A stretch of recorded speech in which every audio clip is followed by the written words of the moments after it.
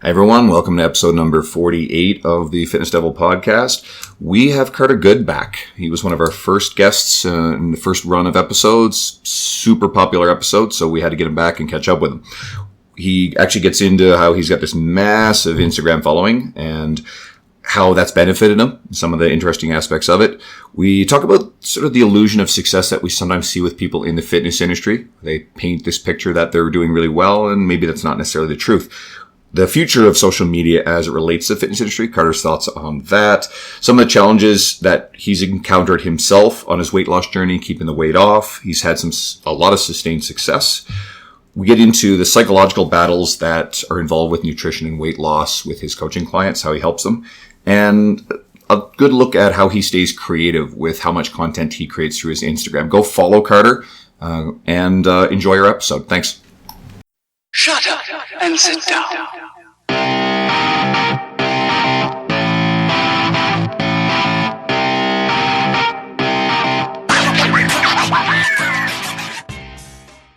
Hey everyone, welcome back to the podcast.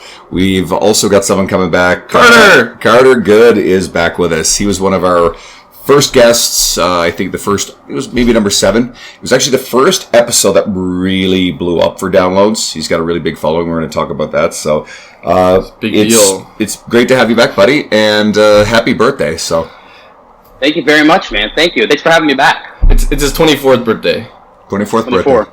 24. Isn't there a song about me? No, that's 22. That's 22. That was Taylor Swift. Oh. You probably know her now with your fame. Yeah. Is she like in your circle now?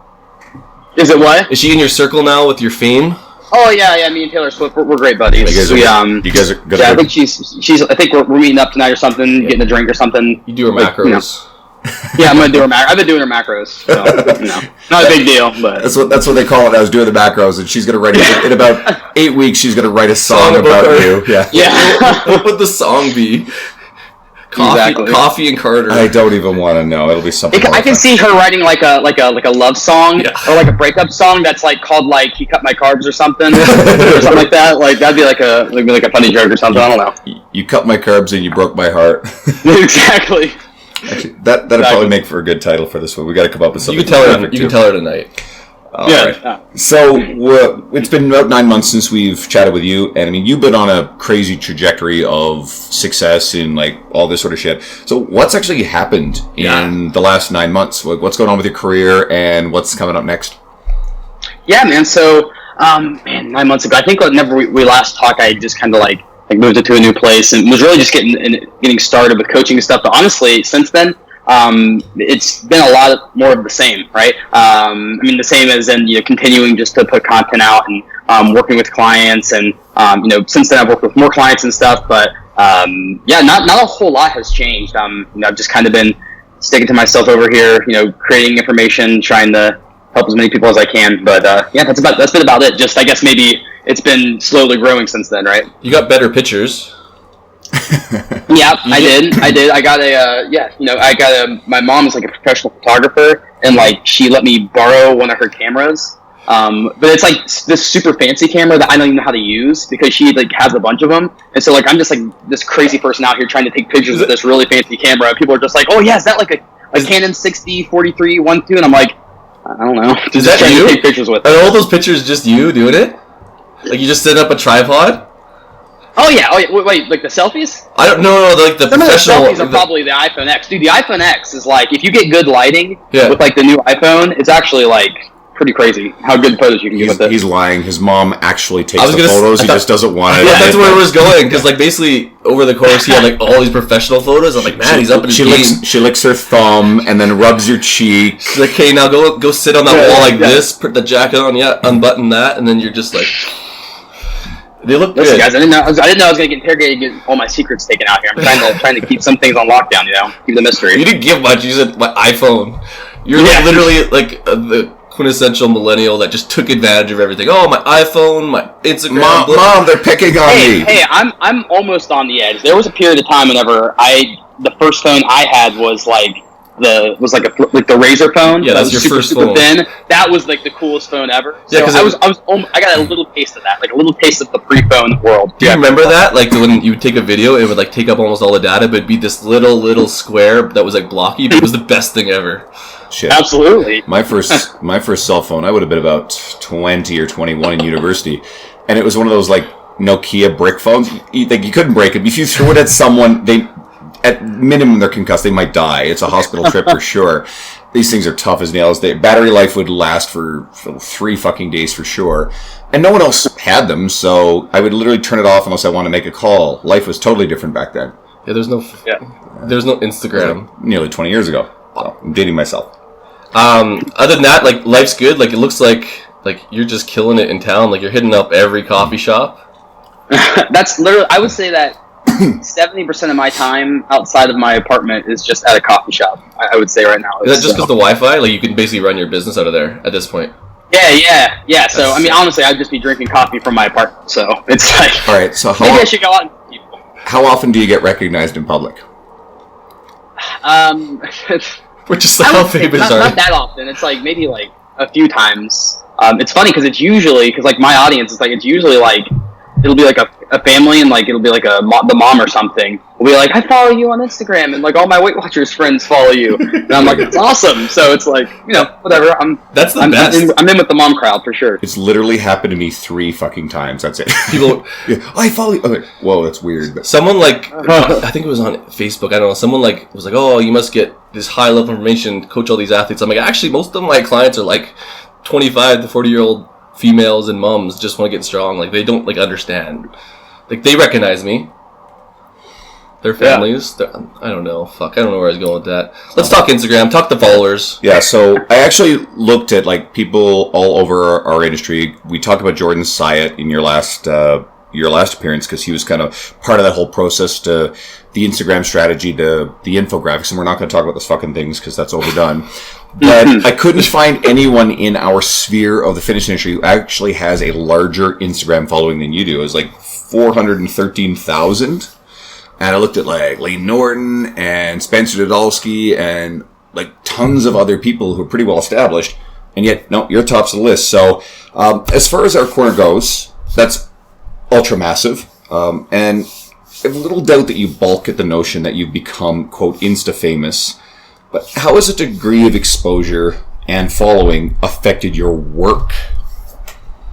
Yeah, so I think that, for me at least, obviously, you're reaching more people and stuff. And just to talk about it, like I think that part of the growth for me has just been that, I've consistently, been putting out stuff like every single day, right? And obviously, like that, I'm fortunate enough to be able to do this for a living and stuff and work with people online. So like I can do that, right? Put a lot of effort into it. But yeah, I mean, it's been awesome. And, since we last talked, I've been able to continue like growing my one-on-one coaching clientele and doing that. And so it's definitely had an impact for sure. Like with that bigger, I guess we'll call it audience, has there been any, I want to say drawbacks? Like just having like that, even like responding to messages, drawbacks, like what are some things that people wouldn't normally associate with a big following, like in terms of the negative aspect? I would say that maybe one of the biggest things is honestly what you just talked about it with the messages and stuff. Because like I get so many messages and like you want to be able to answer them all, right, and help out everybody. But sometimes I'll get like a message that's like multiple paragraphs long, right, and it's like this really detailed question. I really want to be able to help this person. It's like it would be like a full-time job to like go through and like answer those messages. And so a lot of times I try my best to like point people to like send me an email or do this or whatever. But I would say that's probably the biggest drawback is just only being one person, right, and not being able to like go into DMs. And my thing is a lot of times people in that situation, what they'll do is have somebody who's like answering emails, right, or some like support thing, which I think that can be helpful if you're being honest, saying, hey, this isn't Carter, this is so and so, right. But my thing is like, because my entire brand is like around me, I would just think it would be weird to have somebody like going in, especially when someone thinks that they're sending me a personal message, right, and then someone else is reading it. So that would probably be the biggest drawback, is just trying my best to get back to as many people as I can. Do you have and I'm just like trying to conceptualize the amount of time even I spend on my cell phone. Have you found that you've had to like put in like blackout periods just so you can like live? this is something that's super interesting to me, just because it's like, even with like my friend group, right? Because like a lot of them are, millennials or what are we? I don't even know what we are. But kids who are like in their later early 20s. Yeah. And so most of them will use social media more as like I'm consuming this, right? Whereas, I mean, for me, obviously it's my business, so I'm using it all day long. But it's funny how, for me, like relaxing and like winding down is not using my phone. Like whenever I get to put the phone down, I'm like, oh, thank goodness. But for them, it's like that's whenever they're like sending me memes, like in messages and stuff, and they're like, you didn't get my message last night? I'm like, my phone was off. Like it was like on like what is it, do not disturb or whatever. So that's been the biggest thing, is just realizing, one, how easy it is to get sucked into it, and how easy it is to not become present, like just like in your day-to-day life. And so now that I've like had to force it, because if I don't, like, I just, my energy, I just zapped and I can't focus on anything. I would say that's been it for sure, is just having to have those times when I'm just totally off of it and not using it. So I think it's actually something that a lot of people struggle with, is the ability to get offline, shut off the phone, unplug from everything. One of the pieces of advice I give people where they're struggling to sleep is getting away from screens for that hour before bed. The whole blue light thing is something that, if anyone's interested in it and wants to know more, just send me a message. What we haven't done in a while? We haven't actually introduced ourselves as hosts. And you got to figure, maybe someone's listening and doesn't know which one of us is which. So the voice you're hearing right now is Andrew. And then Dean is going to say something. I'm Dean. I'm the guy who has Spider-Man tattoos. And Andrew is redheaded Goliath. He's like a huge, huge person. Way bigger than Goliath. Anyway, back to where we were. Actually, one of the things that we'll dance around the social media stuff a lot, but have you thought of ways to be able to scale your business and your reach? Yeah, because obviously the idea of hiring other people to be Carter Good doesn't exactly work, but how could you conceivably go about it, or have you had any thoughts as to how you can scale yourself to reach a broader audience?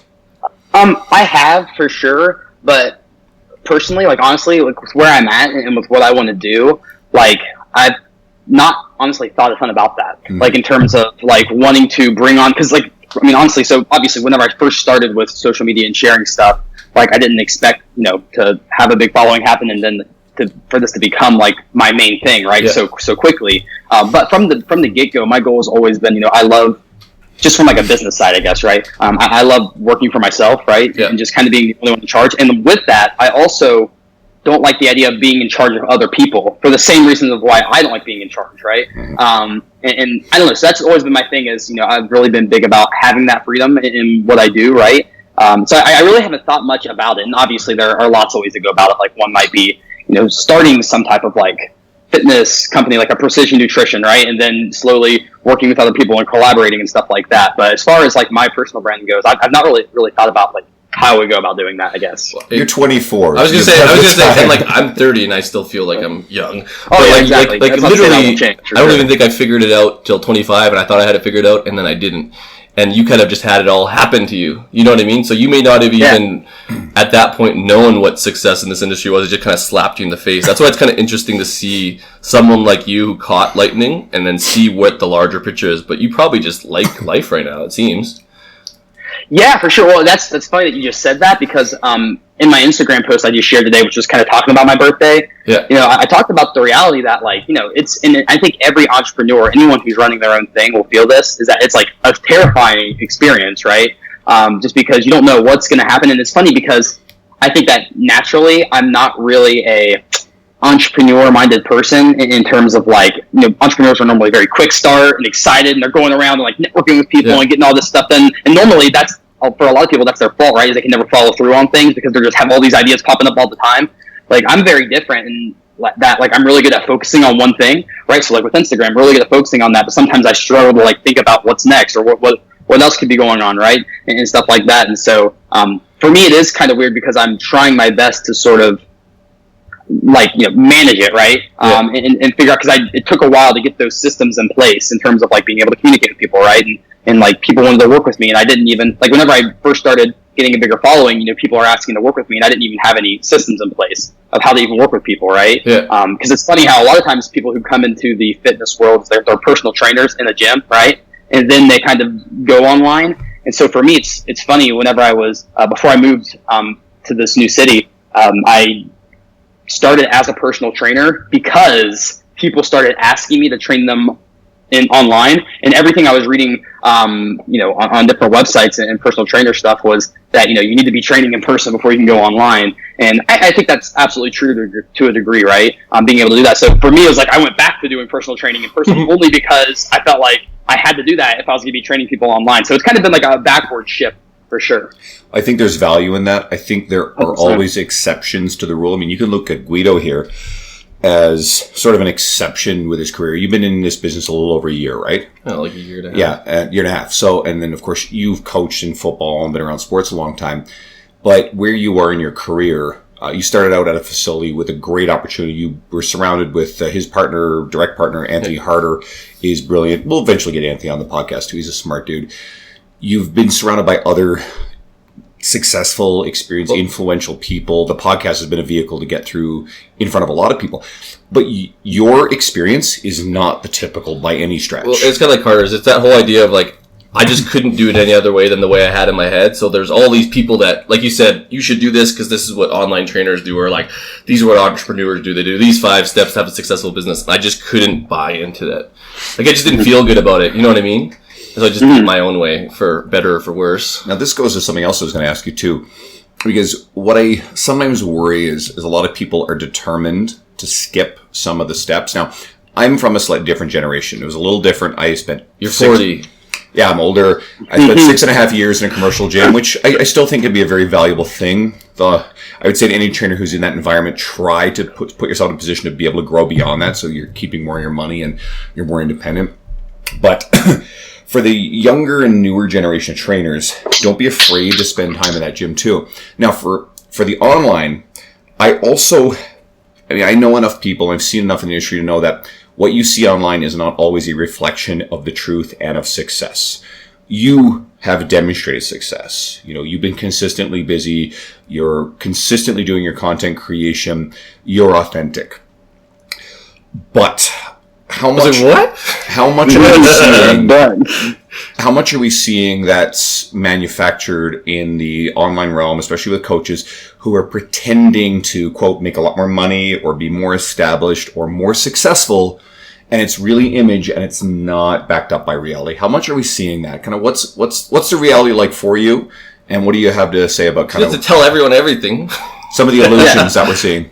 You have a Lamborghini. No, I think that's for sure. I think that's a real thing. Like, I think that is absolutely, and it's that, like, it's funny how, and I see this, like, with people like Jordan that we talked about, and people who are, actually training online. It's like, people almost want to create this thing where it's like, they want to make all this money and then not have to work, right? And create that laptop lifestyle or whatever. And the thing is I think it's less about working less, and it's more about, I think what happens is people start to value what they're doing more. Because the truth is that, I work a lot, right? And in terms of like hours, right? And now I'm not complaining about that, obviously, because like I'm choosing to do it, right? And I love doing it, right? I think that's the difference. And so I think a big misconception that people have is that they'll reach a point where they don't have to put in the work, maybe. And so, and this is obviously not to speak to everyone who's pretending to like, be incredibly successful or whatever, but I think what happens a lot of time probably is they get to where they realize how much work they have to put in if they're trying to build something on their own, and they don't really want to put in that work, right?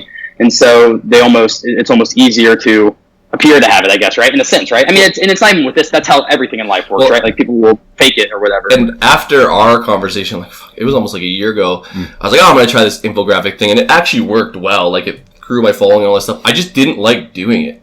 You know what I mean? And that's just my personal preference, and I had to stop just because, like, I knew I was going to burn out, and I think that if you copy someone else's method, it may not work out for you. Just personally, like, how many people burn out of that all the time? Like, I burned out, but I was still doing my thing. I just did something else. I think you could say this, and I see this with you, Carter. I mean, you really have what amounts to 2 full-time jobs. Your content creation, Instagram, online presence, and responding to comments and engagement. That's a full-time job. And then you have your coaching clientele, which I know has also got to be a full-time job. So you have to like it. You have to like. I would assume you have to like it. Like, in some degree, you probably like doing infographics a little bit more than I did. Oh yeah, for sure, right? And partly it's, to me at this point, it's like it's a value thing, right? Because with infographics, for example, like, and I even went into this knowing that there's going to come a time whenever even infographics, like, they're going to kind of die out, right? And they've already kind of have, even though they still provide value. But no, for sure, right? And I think that, if I hated doing this, or if something didn't feel right, I mean, I think that you can go back to the question that we talked about earlier, right? Yeah. Where you said about scaling, right? And going to this next level. To me, the idea of that kind of stress of like, now I'm dealing with more logistical stuff, right? With scaling and getting bigger, like that stresses me out. And I know that I couldn't do that. Like I could not stay consistent. Like I can rely on myself. I feel like I'm good. Like I can push myself to work harder, but like, I don't like the idea of like, now I have to, this whole thing, I have like 4 people working for me, right? 4 different trainers. And like, are they, that for me would be something similar maybe to what you were talking about with like creating the content, right? And I think that's just a personal preference thing. And it's important to sort of know what you like to do, right? Well, that actually takes us perfectly into the next thing I was going to ask you about. And like, Instagram obviously is kind of a hot and growing medium. Facebook obviously is a bit more mature. There's other vehicles out there, but it's a big marketing vehicle right now in our industry, and it hasn't reached its peak. Where do you see the future of social media for the fitness industry? What tools will matter in the future? And then what would you say to emerging fit pros trying to choose platforms to be on? Mm-hmm. So I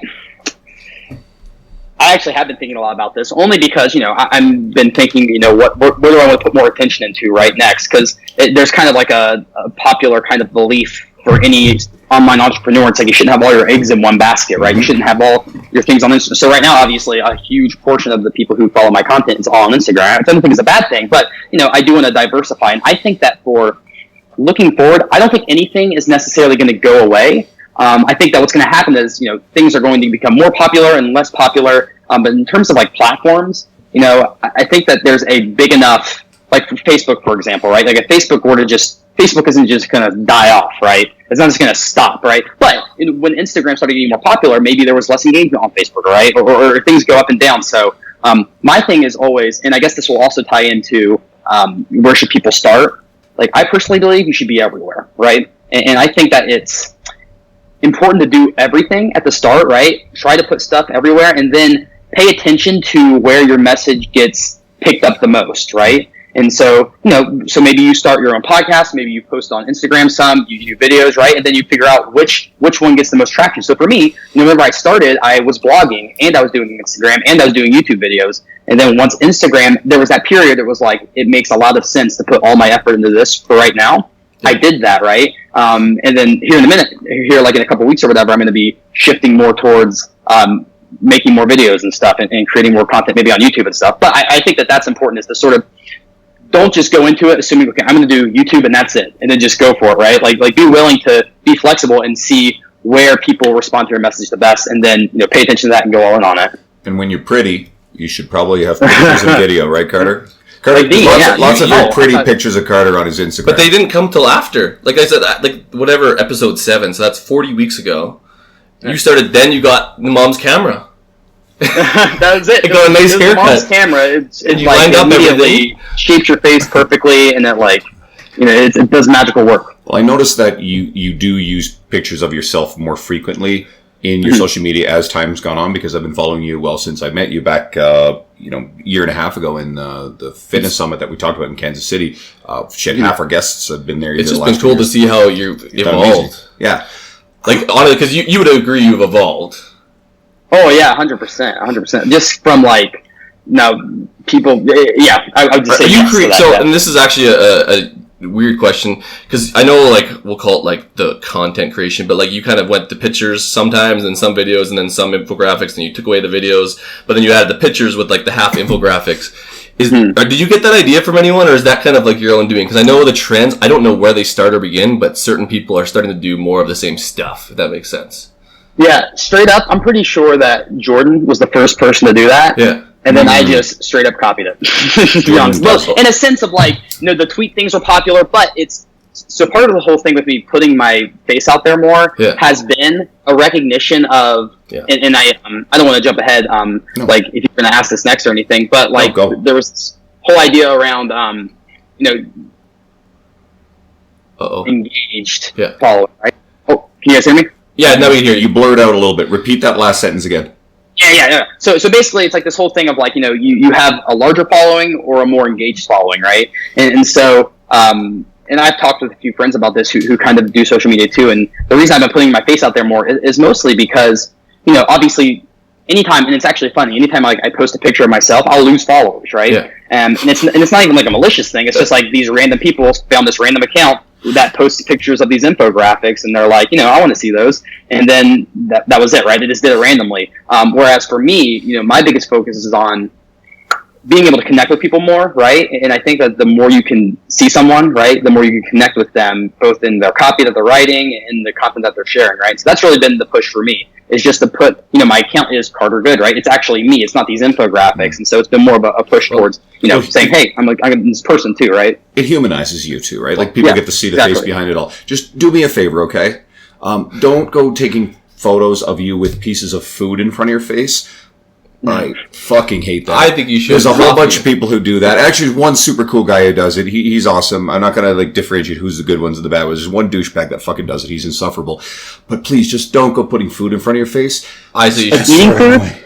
No, like you take a selfie, and the food is sitting in front of your face. It's not of someone. No, you never seen that? The food is half blocking your face. I hate that shit. I'm sure I've seen it. Anyway, I'm having a little fun because it is something that annoys the living crap out I of would me. say going to engagement though, I've been following a bunch of people. You get a lot of comments, and you do, even if we look at your podcast way back when, it's just like the second you post it, people wanted to hear it. And I think that's kind of unique in the sense that Instagram before, followers just went through the roof for nothing. You post like a shirtless pic and you have 1,000 followers. You actually, I would say, have quite an engaged crowd, so that's kind of sweet. I don't know if you probably picked up on that, but they're really engaged, which is kind of cool to see. Yeah, for sure, right? And that's part of why, with Instagram, I love now that I'm pushing people to either being on my email list, or I'll be pushing them the videos, because it allows me to connect with these people, or the people who actually want to follow my content, right? Yeah. In a more meaningful way. But I have noticed that, right? And it's a weird thing, because there's a lot of people who will follow me that just followed me for a random reason, right? And that's kind of like with the infographics. That's why they got popular and they were useful, because they really help with growth, because they have great reach and stuff like that. But I think limiting with that is naturally, people are going to follow you and not really care about your content, which is fine, right? And so, but yeah, I agree. Recently, I think since I've been putting my face out there more, I think my audience has become more engaged just through doing that. Just because now I think what you said, with the humanization thing, obviously lost a lot of people, but then I think a lot of people stayed on and are now more engaged with my content, and I think it's helping them even more now because they, can put a face to all the information they're getting. You just need a Venom tattoo. A Venom tattoo? Yeah. That's a Spider-Man reference, man. Spider-Man? Oh, yeah. You just need a sweet tattoo. I know you have one, but it's not like a Marvel superhero. I'm just saying, if I were to do something and try to get more engagement, that's what I would do. It's funny. I don't have 400,000. All this talk. Are you familiar with Alberto Alvarez? Have you ever encountered Alberto? Are you familiar with him? He was a recent guest of ours. I know that name. He's a Spanish you. He's a Spanish you. So here's the story. This young guy I do know him. is very overweight, loses over 100 pounds, and then gets inspired to go and help other people. People start following him, starts gathering information, posting fitness advice, and then goes all in on infographics. Because of Jordan Syatt. Because of Jordan Syatt. So he's basically the Spanish version of Carter, and it's not even funny how similar you guys are. Alberto recently did our podcast. He's a super awesome dude. And, but yeah, he's actually done really well taking, I guess he's partnered up with Andy Morgan, and Andy's obviously awesome dude too, who started translating Eric Helm's work into Japanese. So then Alberto gets in and is like, hey, can I translate this stuff to Spanish? I think that's the smartest thing you can do, is take existing work, if you speak another language or live in another part of the world, and translate it into that. I only speak English, so I Carter can't translate English to English. Yeah, I can't do that. I tried, but maybe somebody can translate. There's only so many synonyms and antonyms or whatever English. I don't even know the English language, so it's whatever. I think I actually do know him though. His Instagram name, the macro is there or something. That's the man. Yeah. Because he's done that. He's messaged me a while ago, and he's been doing that with my content too. So I actually do think that's really cool. It's very useful because I can't do it, right? No, you can't. Well, you could maybe. I don't know. It would take you way too long. It'd be very bad. Yeah. Let's go back to let's actually go to weight loss. I know you do this a lot, but you still lost 140 pounds. Can you just shed some light on some of our new followers, I guess, on some of the challenges you've encountered and just some of the pitfalls that come with losing weight but keeping it off long term? Yeah, so maybe more of a focus on like the after the weight loss kind of thing. Yeah, or? not active getting there, but like once you get to that point, like you have to continue life in this new you. Like, what's kind of your go-to strategy for a lot of your clients, and just with your content for some of the people who haven't seen? I'll clarify this too. If anyone really wants to get the original story, the old episode covers that. I don't want to rehash that. Like, what's kind of now the new set of challenges to prepare people for the Carter pillars after they've lost the weight, and the ongoing maintenance, the mental aspects of it, the physical stuff, like the stuff since that. Yeah, for sure. I think that once you lose weight, like this, what I always say all the time is that weight loss is very simple. It's just not easy, right? And it's even more difficult, I guess, whenever you start to think about maintaining, because for most people, it's never the diet or the exercise plan that they can't do. This is actually a really good analogy. So with the ketogenic diet, right? Yeah. Like, imagine that you started following that diet, and now not only are you doing it, but everyone around you is doing it. And every restaurant you go to, every convenience store only has keto-friendly foods. Like, in that type of environment, it wouldn't be difficult to follow that diet, right? Like, because there's no temptation and everyone's doing it and it's this whole thing. Usually, it's obviously the fact that it's so socially restricting. That's why people can't sustain it, right? And I think that that's important to recognize. And so whenever you think more about maintaining, you really have to understand, like, where you are in your life, like what you enjoy doing and what matters most. And for me, at least, I think that a big win for everybody, because the thing is, it's very unique, because everyone's going to find themselves in different situations. And that's part of why I love coaching, is because you can actually talk with people and develop strategies for their unique life, right? But one thing that I think everyone should be doing, and if somebody's listening to this podcast, they're already on their way with that, is educating yourself and learning about, like, food. Not only the, like, what are calories, what are macronutrients, but also, like, why do I crave a cupcake? Well, let's look at it from obviously there's there's going to be the social craving or social part of that. Like, maybe you grew up eating a lot of cupcakes, or you're in a situation and cupcakes are normally ate in that situation or whatever, right? But also understanding the physiological response to, why do I want this food? Well, it's super high in sugar, it's super high in fat together, it's super palatable. Your body wants that because it wants to survive, right? Just understanding that because you have certain cravings that you struggled with in the past, it doesn't mean that you are weak or anything, right? It's very normal. And I think that the more you become self-aware of that and know that it is normal, the easier it is to just stay consistent on a day-to-day basis, right? Because I do think that there is something to be said where if you are somebody who struggled with your weight and you're trying to maintain it now, to a degree, you are going to be thinking more about your food than maybe other people would, right? Or it's going to be something that you have to pay attention to more. Like, one of the big, popular things right now is like this whole thing around intuitive eating, which I think that for a while there it was kind of going the wrong way. It's like, just eat whatever you want when your body feels like eating it or whatever, and don't think about it. And I'm like, well, if I was eating intuitively, I would be downing a whole box of Oreos, right? But I think but if you use that word correctly, and it's more about, knowing what your body, like knowing how you respond to food, like psychologically, and then knowing what your body needs, and then making, mindful decisions. I like to call it more mindful eating, honestly. I think that's a better word, is you have to be aware of that, right? Yeah. And that's why I think it's so important to build strategies that allow you to, maintain flexibility in your day-to-day life without making it an obsessive thing, right? Because it's really easy to get obsessed, and that's something that I struggled with too. But I guess just wrapping all that up, it's just to recognize that, you are a unique person, right? And like, it's going to be important that you build your own strategy. And if something works for you and it's allowing you to live your life and it's not stressing you out, like, don't let other people tell you that it's bad or that you shouldn't be doing it, right? Something embedded in there, and I hope that anyone who's listening, who's really more on the end of the spectrum of our listeners, where they are going through a weight loss journey, getting a coach, having some accountability, some support, and someone who can work with you, who's really invested, someone who's serious, to work through those strategies, to find individual solutions to what you're going through versus, your information is actually really good at dealing with a lot of specifics. A lot of the stuff that's out there can still be really general. And the general stuff. Intuitive eating is a perfect example. Like, if you eat intuitively and you're overweight and you're insulin sensitive, things that you feel aren't necessarily congruent with your goals because everything is whacked. The definition of intuitive eating is what got our society into obesity in the first place. We're in a Olympic driven, like, everything is accessible. So, like, you are going to want to eat the cupcake. Like, I'm fucking hungry. Sugar is fat. It's going to feed me. But you have to kind of avoid that. And I think that that's counterintuitive, to be honest. To lose weight when you're 100 pounds overweight, you have to almost be counterintuitive in terms of that stuff. And I like mindful because mindful is you're part of the process of critically thinking through it, as opposed to just like, my body wants food, I got to eat it. That might not necessarily be true. Well, this is where we wanted to go with this anyway, and I'll actually kind of read it as I sort of originally framed it. A lot of the more straightforward online content tackles the basic science of nutrition, calories, basic mindset concepts for people to know about. A lot of your content really hammers that stuff. It's some of the best that's out there.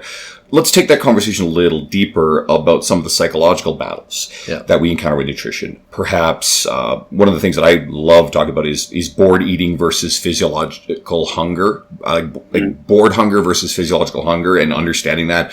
Certainly emotional eating, which you alluded to in something you said earlier, and the other things along these lines that you see with your clients and your followers. Mm-hmm. So do you mean is the question to talk about, what was the question again in that? My fault there. I was thinking that too. I was like, I don't know. Talk a little bit further about those psychological battles and some of the things. And how it's not as simple, it is as simple as calories in, calories out, sort of, but there is a huge psychological component, especially when there's a lot of weight to lose. And what are those battles? Oh, for sure, right? Well, I think that's all this is, right? Especially for people who are just losing weight, it's all psychological. And it's important to recognize in that a lot of the information we get and a lot of the people who are providing the information are at a higher level, right? And so whenever you start to talk about very nitty gritty things, so even macro tracking, right? Tracking all 3 of your macronutrients.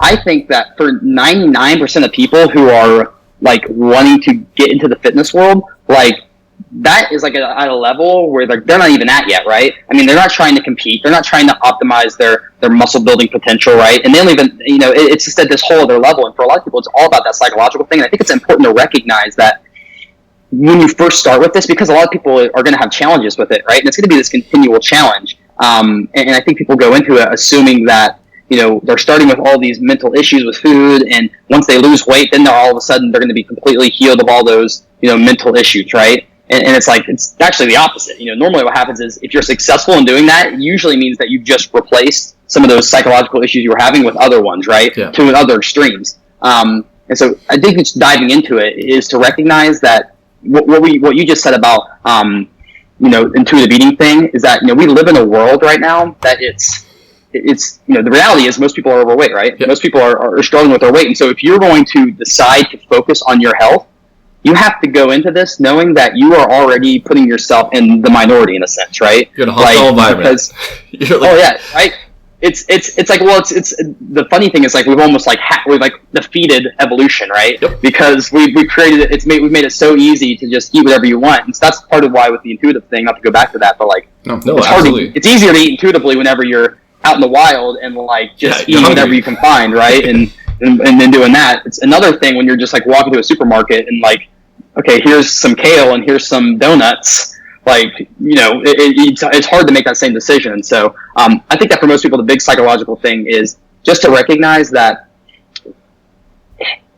you've lived a lot of life coming up to this point, right? So let's say it's been 20 years, or you're 30 years old or 40 years old, right? And you're at this point where you're really struggling. It's going to take time to repair those things, right? Or to undo them, or to even maybe totally understand them. And that's why I think it's important to really be honest with yourself, right? And deal with whatever those psychological things are, because usually it's not the food, right? It's usually something that you're now using that food for. That's a big thing with emotional eating is it's not the food that's the problem, it's how you're dealing with those certain emotions, right?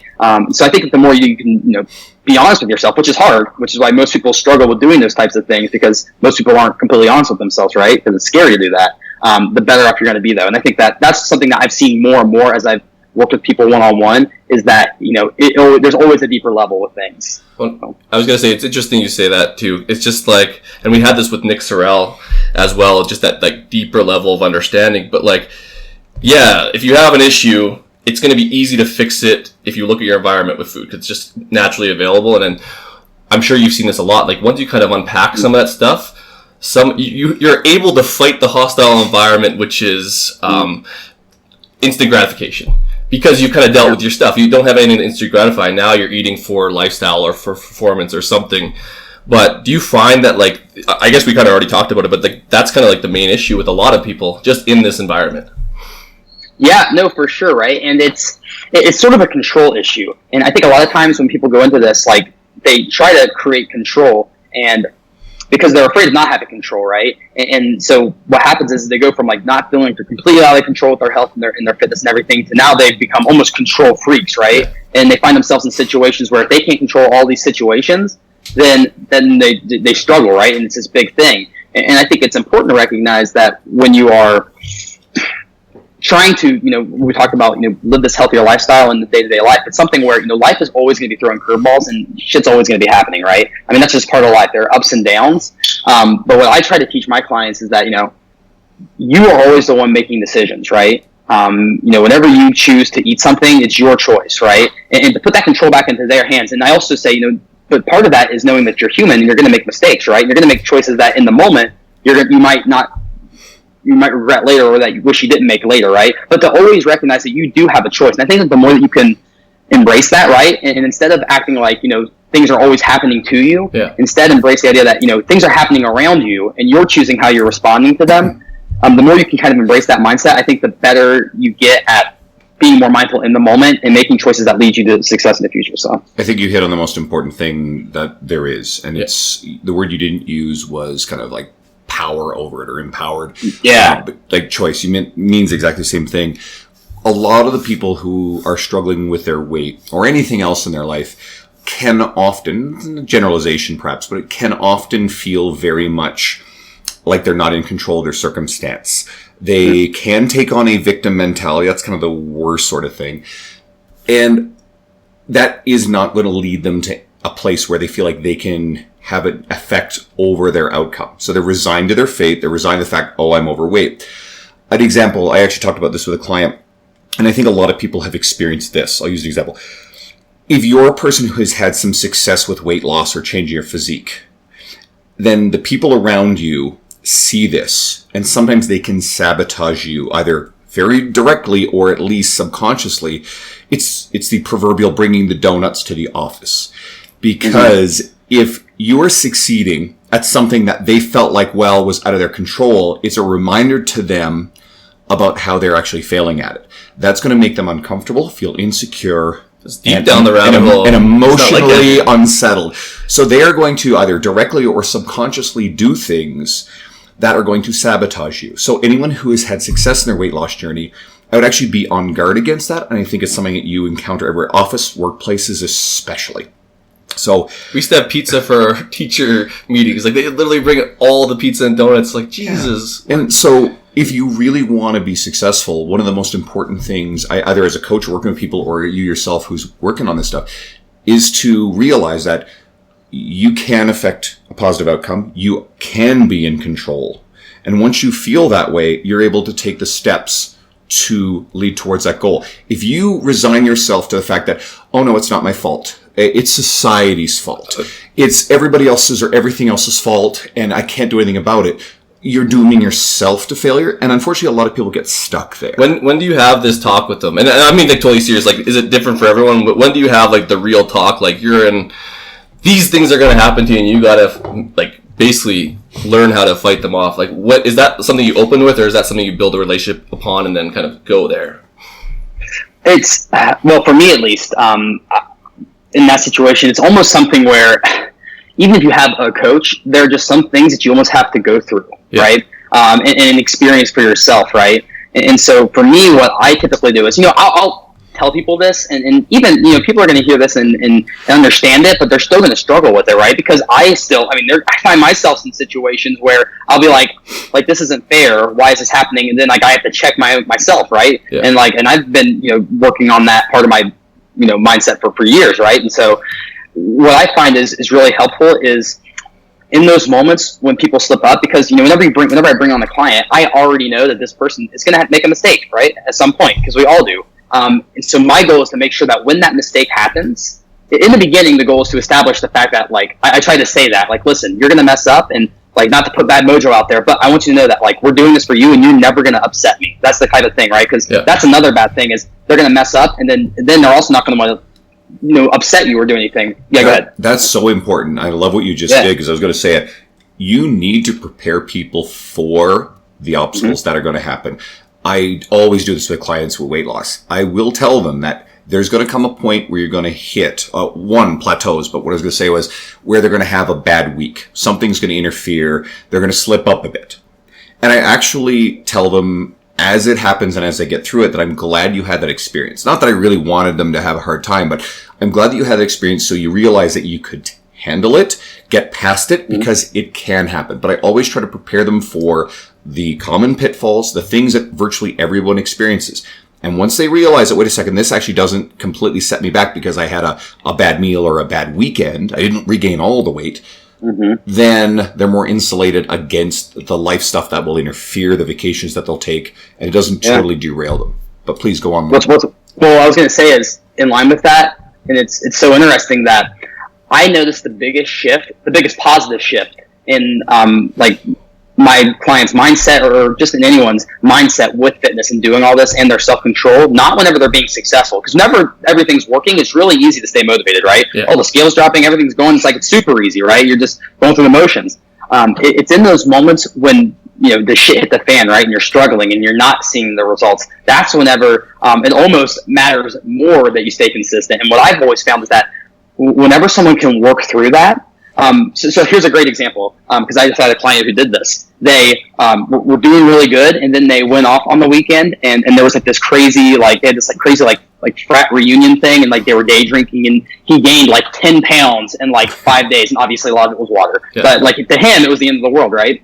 And I said, listen, that happened, and there's a time and a place to think about that, but I just want you to focus on getting right back on track, right? And focus on, creating that consistency again. And whenever he did that, he said, okay, well, I'm just going to do it, even though I'm not motivated to do it, or all right, I think I screwed up my entire, my entire journey. What happened was he got back on track and was on track for 2 weeks or whatever, and then he hit a brand new low again, right? And so for him, being able to go through that and seeing that, okay, he did make these mistakes, or whatever it is, right? He went off his plan. I wouldn't call them mistakes. He went off his plan, and then he, got back on track to what his plan was, and then he saw at the end of it, just because he made a few, steps in the wrong direction, he continued to move in the right direction. That at the end was positive for him. That was more powerful than anything else. And at this point, he's already lost 40 pounds. Yeah. And so and that was awesome for him, right? But this was a really just a game changer, right? Well, I think it's that reassurance too that stuff can happen and you can still continue on. And I think that failure, people are so scared of it when they realize it's not that bad and they kind of live there and understand it, they come out on top. They now that they have a little bit of better grip of that, I guess, skill set, we'll call it the skill set of life, I guess. They'll have a lot more confidence dealing with it going forward. Well, yeah, they know if something bad comes to happen, I'm good in a week. I went houseboating for 4 days, I gained weight, but same thing, just jump right back on.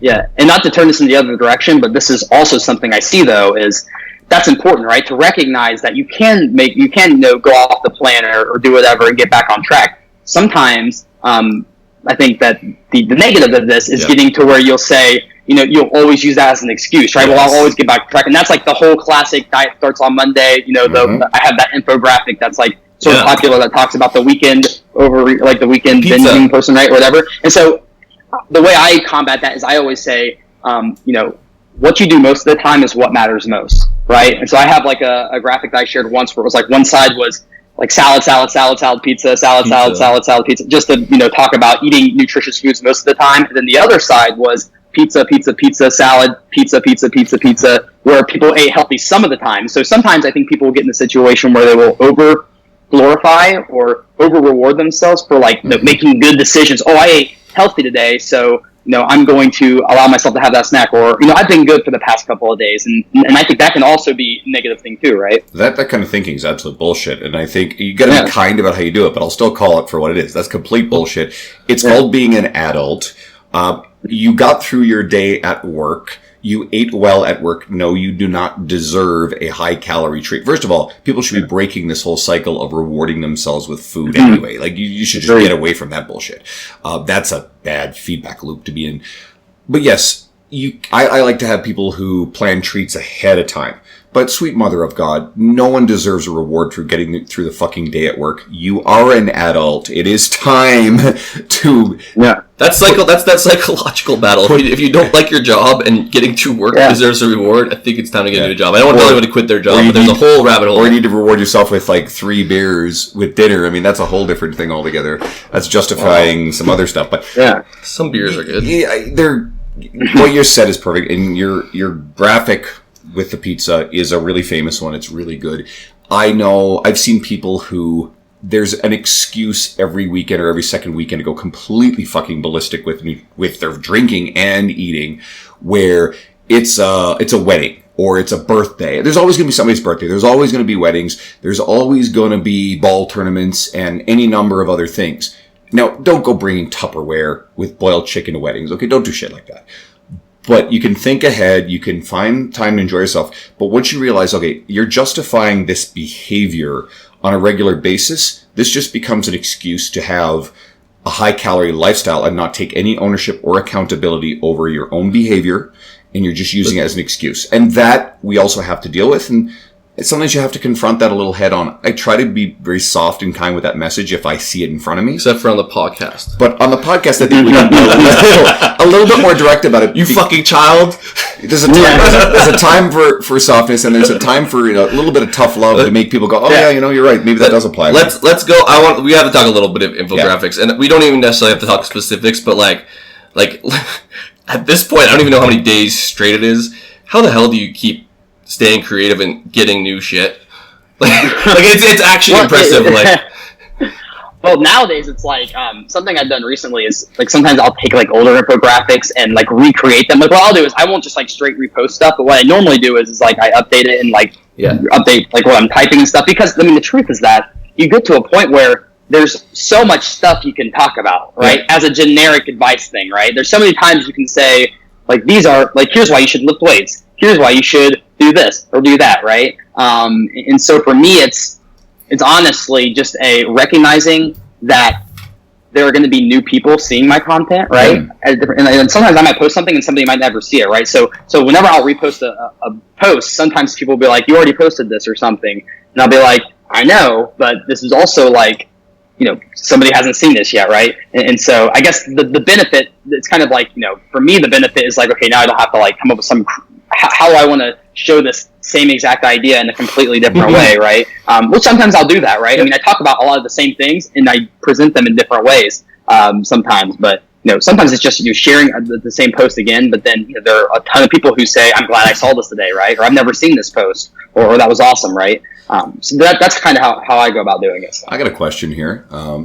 How often have you found people stealing your infographics, wiping your name off of it, and then popping up on other feeds? Oh, all the time. And at first, I got so angry about that, and I literally don't give a shit anymore. Like, I don't even care. It's like one of those things. It's like, it was almost like I had to like do like an existential thing, or like a reality check of like, if somebody is stealing my stuff to do that, like, it's one of those things where like, those kind of people never win in the end, right? Not to say that this is competition, like I want them to lose and fail or whatever, but anytime that happens, and honestly, I try to use that as like reinforcement, as like, oh, I'm doing something right. Listen, man, I have 400,000 followers. I'll ruin you. It does mean you made it. Now, here's an even better one. Has anyone ever found one of your graphics elsewhere first, come back to you and said, hey, you stole this from this place? Yeah. Has that happened? That has happened a few times, and it's awesome. And I'm just like,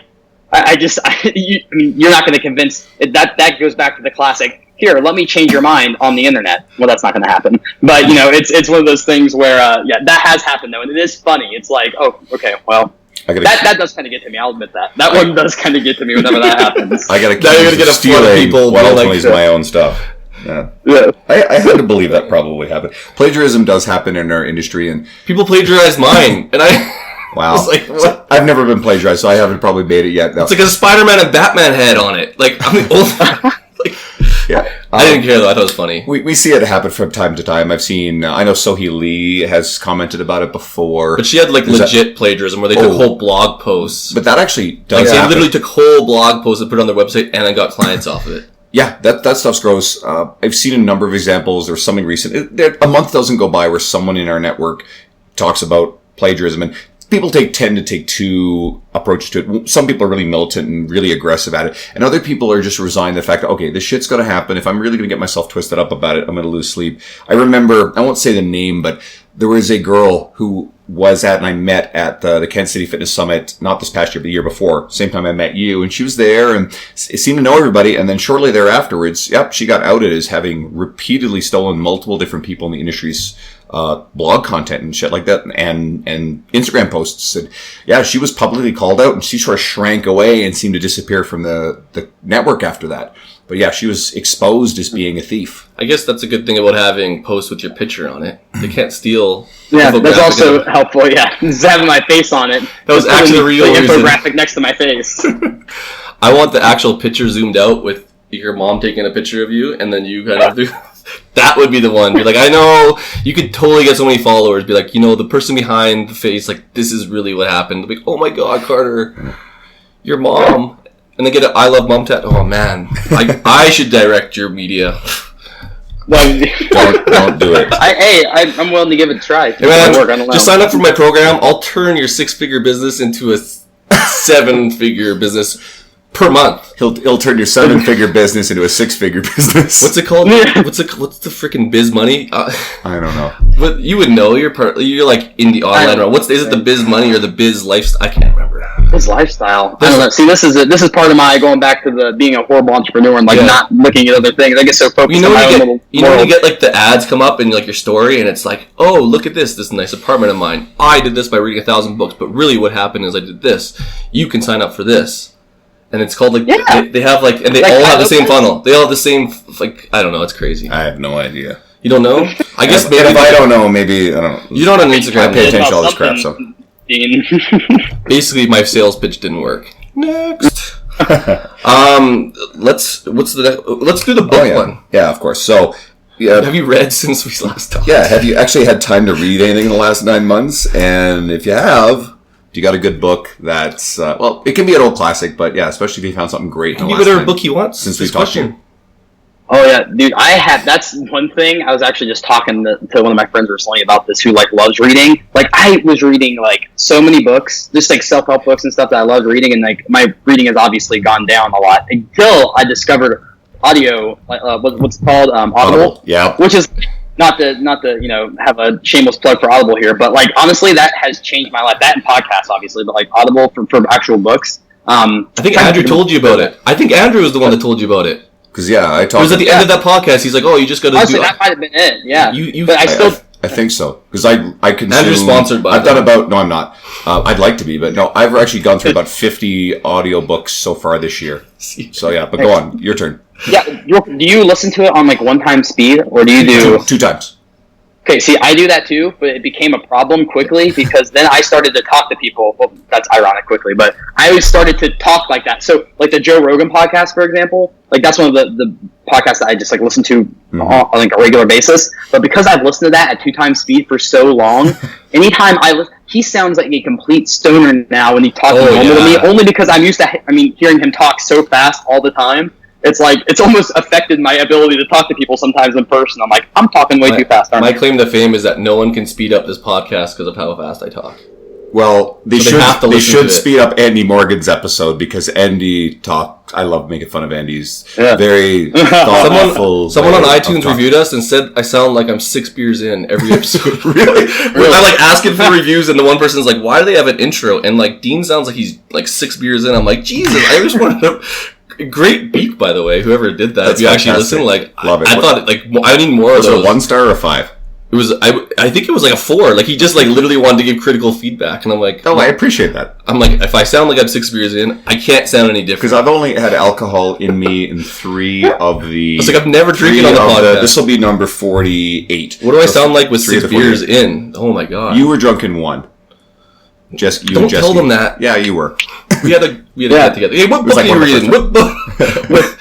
Shit, I had it. That's fine. It's okay. Well, the book I'm listening to right now is, you guys know the Jordan Peterson 12 Rules for Life book. And I'm reading that. So, full disclaimer here, because I know for some reason he has a crazy just like you're either on his team or you're totally against him. Which is like, silly, it is stupid, but like I'm even beyond that. Like He's I don't Canadian. care enough about to dive into it. Even the political stuff aside, because I don't even care. I'm not even involved in that world. Just his like that whole book, the actual ideas behind it of like taking self-ownership is huge. Because that's like it's funny because like that book keeps speaking to me because like for a lot of those things I've kind of roughed my way into, right, of learning, right, through with just nutrition, obviously on a smaller scale. That's one piece of, but obviously that's a huge part of your overall life, like food and how you treat it and stuff. And so I don't know, that book has been something that I've really been listening to, and honestly, it's become a useful tool for me to like give with my clients too. Like, there's a lot of things that he says. I'm trying to think of it right now. I actually tweeted something out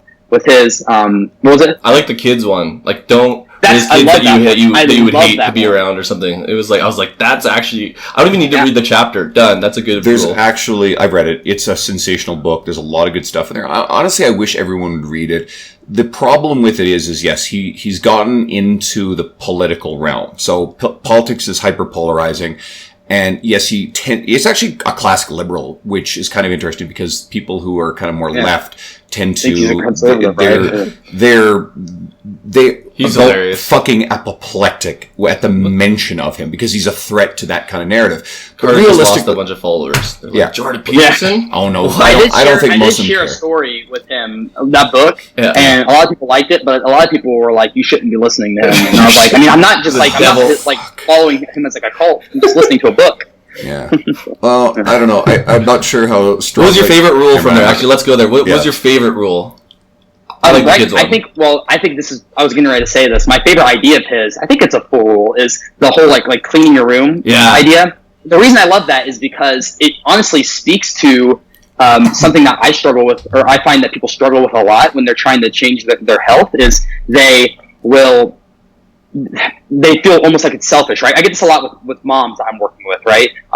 Who have like a lot of kids or whatever, who they feel like they're being selfish if they're dedicating time to themselves, whether they're spending money on a coach or if they are spending time going to the gym or whatever, right? That makes them feel selfish because they're taking time away from their kids. And I think that part of that whole rule is like, you take care of yourself first, right? In order to change the world. And maybe it's a little bit different, but my twist on that for fitness is like, whenever you can better yourself, right, and improve your own health, it allows you to give more to your kids, right, and give more to the people around you.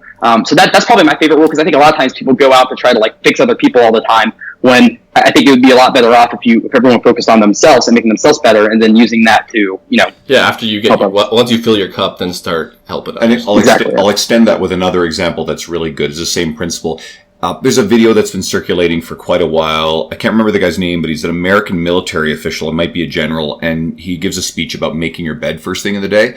And the premise behind that is you starting your day with completing a task, a win, something that you take pride in, and it sets a tone for the rest of the day. And I think, just as you said there, it's cleaning your room. It's a personal point of pride. It sets the tone for the rest of your day and the rest of your behavior. So that's really good. Yeah, I do that. I actually do that every single day because I got it from Tim Ferriss in one of his books or something. I think I heard it first than Tim. So I got one for you. I don't make my bed, by the way. You've mentioned Rogan and you mentioned Ferriss. So you are a nutrition professional who is steeped in evidence-based practice. And yet you've just cited two very famous podcasters who bring on a lot of guests, and they peddle and push a lot of nutritional crap. I like a lot them. of bullshit. You could like them, that's cool, and they're fine. But how do you reconcile being kind of a fan of what they do with the fact that they're both really prone to, and they've got very large audiences, pushing out there a lot of bad information?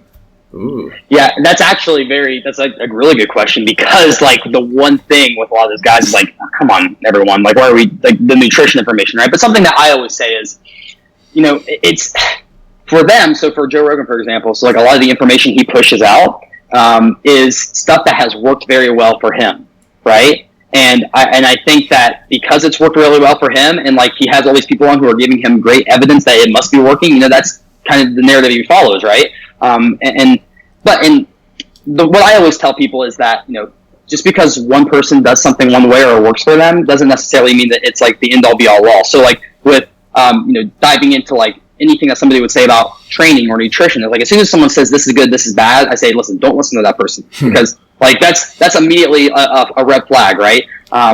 Just to automatically assume that something is bad just because it's there, right? And so, I just think it's something where, I mean, maybe more on a personal level, maybe that was more the way you wrote in the question to go is, I just recognize that if something's working for somebody, like who's to say they shouldn't do it kind of deal, mm-hmm. right? And so like if that information is working for them, then like, keep doing it, right? I would just urge the listeners in a sense, and maybe that would be a good positive for them to push that more, right? Is, this is what's working for me. And I think that actually Joe Rogan actually does that more now than he used to, which is actually a good thing. He does say, listen, this is what works for me, and that's why I'm doing it, right? Well, and you don't have to do it, or you can do it, but here's why it works. And the people he brings on, he talks about all the time, are like people that he's interested in talking to, right? Yeah. That's kind of always been his thing.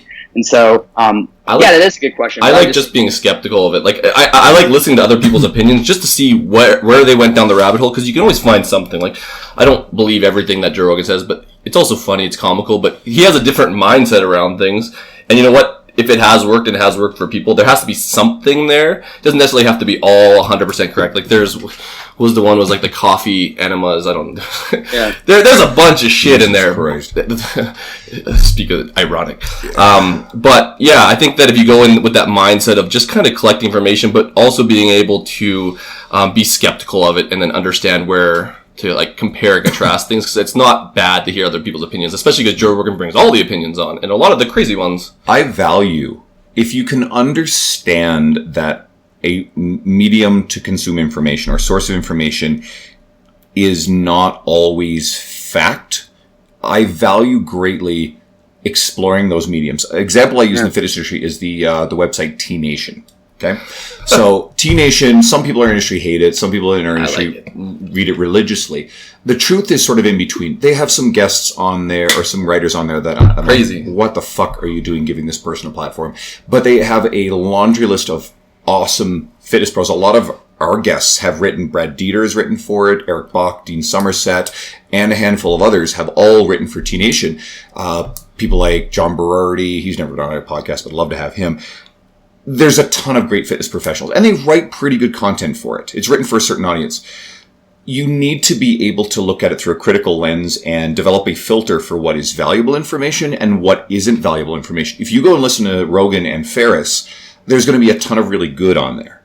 You just need to make sure you apply that filter to filter out the stuff that is junk. He's also super high. He sounds like he's a stoner, but like you could like hear them smoking sometimes. Well, exactly. Right. What you just said though, Andrew, is like it's something where you almost have to. It's an individual responsibility thing, right? Because at one level, it's like, well, if you don't want people to get the wrong message, then you just tell them exactly what you want them to hear, right? Well, then that obviously is a bad idea, right? Because then that kind of creates, you do this, you do this, you do this, you do this, right? And that's kind of something that people have thought in the past, right? Like only one way of doing things. And so if you create a platform like Joe Rogan or any other podcast that has people of different ideas on, there's naturally going to be conflicting ideas, right? And so if you're listening, it's important to as a user to go into that, understanding that they're going to say things that you don't agree with. They might say things that you start to agree with, or they might change your opinions on things, right? Or maybe strengthen your opinions on other things.